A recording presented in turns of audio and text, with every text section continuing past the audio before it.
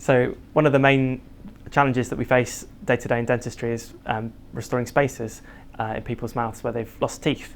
There are many ways to do this, and that might be with bridges or dentures, but one of the most popular ways of restoring the spaces is using dental implants. It could be a single tooth, it could be 2 or 3 teeth, or even a full arch of teeth. It's a good way of avoiding dentures and bridge work that might be damaging to adjacent teeth.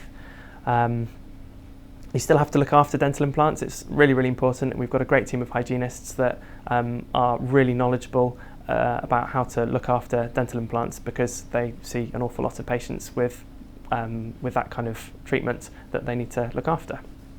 We're also really lucky to have the CEREC machine, which is where we can make you a crown within a couple of hours. So you can leave with a tooth-cored crown, you can leave with that restoration the same day. So it's not only more comfortable for you because you don't have to have a temporary crown for a couple of weeks, but also the accuracy of the fit is incredible.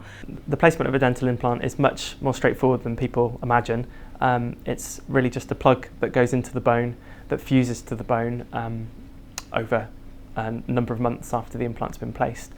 And the implant itself has a little screw channel that we can screw different things into. So that might be a single tooth or a bridge. It might be a fixture for a denture to help keep a denture in place.